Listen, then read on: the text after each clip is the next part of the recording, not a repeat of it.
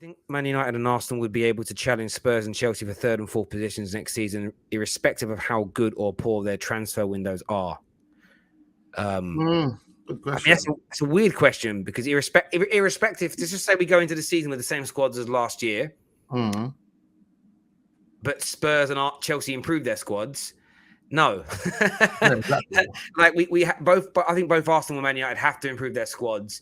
United one's really difficult because we don't know how good or bad a job Ten Hag's going to. If Ten Hag gets us playing as well as Ajax did, then even without players, we're going to improve very, very much. With the right players, we could be not a dangerous team in terms of challenging, but we'll be a good team next year. Arsenal. I mean, how well do you expect Arsenal to do next year, Wax? I mean, it all depends on who we can bring in. Because if we bring in the right characters, then I'm hearing that Mikel Arteta will change his system to a 4-3-3, and I can assume with that we'll be a bit more attacking, and playing a bit more direct with how we're playing. But yeah, like I said, it all depends on the players that we do bring in. If we go in with the window that we've just done, Fabio Vieira, Jesus, Matt Turner, the guys that we've just signed now, I think we potentially will struggle.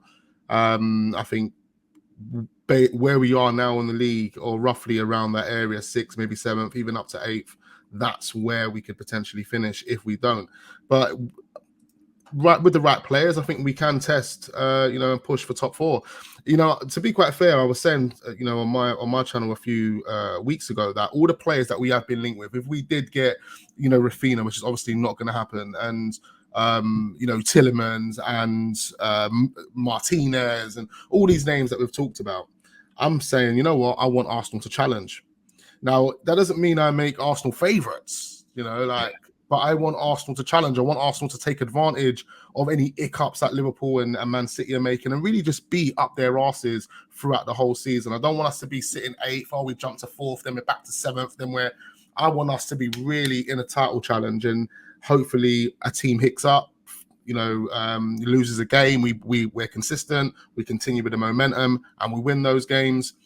Then anything can happen, but that's obviously based on those players obviously signing for the club. But without them, I think we'll finish 5th, 6th, 7th, or thereabouts. Do you know what I mean? Do you know what I think? Again, if you bought a different Rafinha now, so you spent that money on an equally gifted player, Martinez comes in as you've mentioned, Tillemans is over the line. I think you're right to talk about challenging to a degree in terms of, for large parts of the season, keeping up with those teams. And I also think another element for me, again, Man United's expectations are different next year because we're starting again from the beginning, but by halfway through next season, I want us to be competitive in games against fellow top 6 teams.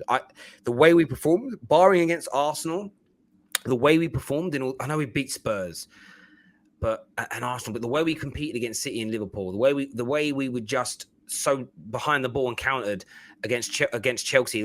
Chelsea should have battered us in the league game at Old Trafford towards the end of the season as well, to be fair. I can't believe they didn't. They just missed so many chances. I don't want that anymore. And in fact, I saw us this season get outplayed for large parts of the game at home against Norwich. Like, it's about how we play. But Arsenal, it's different. Arsenal, you're going into... I've seen Gunners very regularly compare Mikel Arteta and the rebuild he's doing to Jurgen Klopp. Well, if you go and look what Jurgen Klopp was about to do when he was going into his third, what he did in his third full season, well, then what you can't do is and I'm not talking about all Arsenal fans, but if you're an Arsenal fan that's kind of stuck to this, we've got to give him time and time and time. Look what Klopp did. Look what this team did. Finding all the examples that took 2 or 3 years to challenge. You're moving into that realm now. Remember, Arteta said this was a season where you were going to win the Champions League. Yeah, but in the Champions League. And that's not a dig, but if you get those players, the expectations have got to be sky high. And a lot of people go, you only want that so that if it fails, you can say that he should be sacked. Well, yes, but when you sack Arteta, you're in a good position still because you've got a squad that's ready. It's if you get the squad 100% right this summer, you're in a win-win situation. You either go on and start winning and challenging, or the manager isn't good enough, you bring in a better manager and you go on and start challenging. Exactly. If you're a Gooner right now, Arteta doesn't matter in the grand scheme of things. Arsenal Football Club does. Exactly. And this is what I always reiterate and tell people, because there's so many people that have fallen in love with Arteta and their focus and their energy is all on Arteta. And I understand it to a certain degree. You want the manager to be successful. But, if you look at Arteta over the past, 3 years that he's been at Arsenal, you can see that there's a lot of inconsistencies. And like you said, if we build the right team, we build the foundation of that team and it's strong, it's there for the next manager. A lot of people have this idea of, oh, well, if we bring a new manager in, we're going to have to rebuild the squad again. No, we don't. It's already been built. It's there. Thank you, Arteta. You can't take us over the line. This manager can, but we've got the foundation already there. Of course, a manager is going to want to add their little sprinkle to that foundation, 1 or 2 players here or there. But come on, everything is ready to go. We just need a manager to take us to that next destination. Do you know what I mean? No, I couldn't agree. I couldn't agree with you more. Comment here says points over system. Terry wanting style of play over substance. Well, that's a really weird thing to accuse me of, because you watch the football Terrace every day. You watch every video and every stream that I do, and you have done for at least 4 or 5 years. So you know that I'm a substance over style person. That isn't what I said, and you know that's not what I've said. But I will reiterate for anyone that's new to the Terrace. I want to see the style of football straight away. But the football being pretty doesn't mean I would be happy to lose.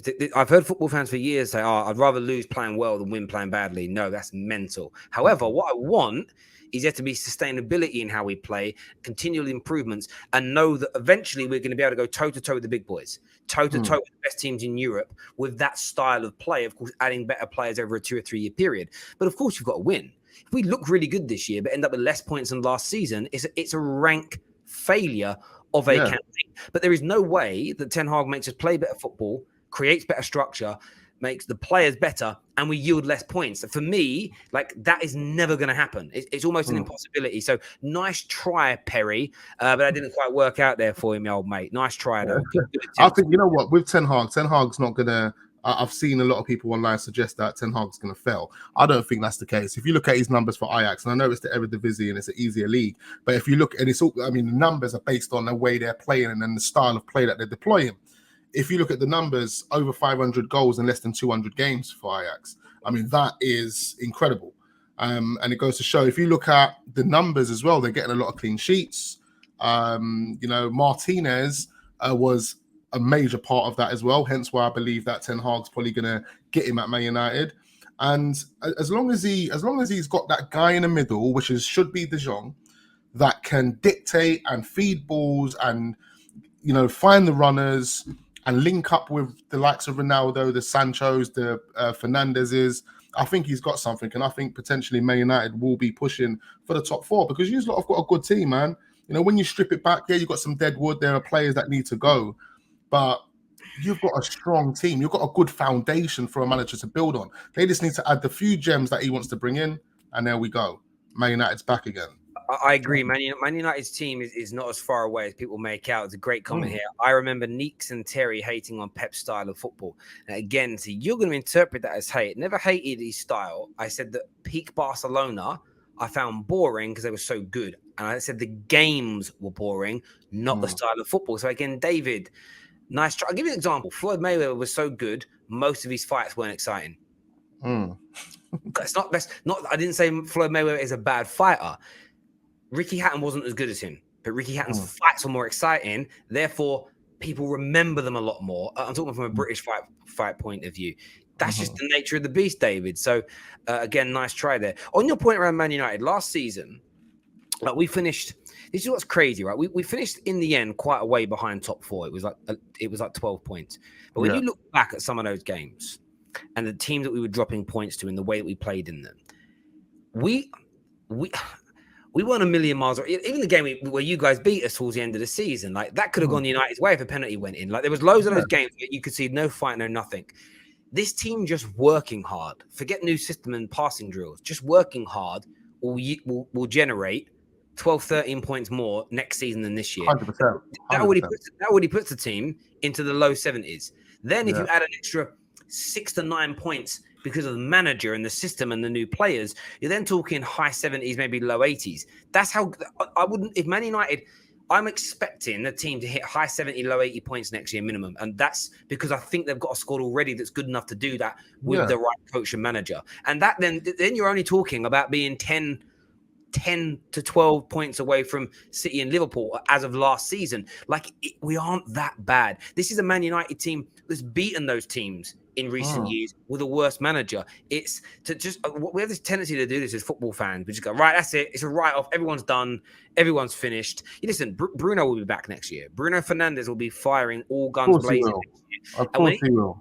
And he had a bad season last year and still had 25 goal contributions. Like, it was ridiculous. Yeah. Like, he'll be back. And just him, I think Rashford will score again. I think Martial might have a resurgence. I'm excited to see Donny van der Beek with a manager. You've got ballers. You've got good players, man. And all Man United need is a manager that can come in, kick them up the arse and say, you know what, get your shit in order, let's go. Here's a system, here's a style.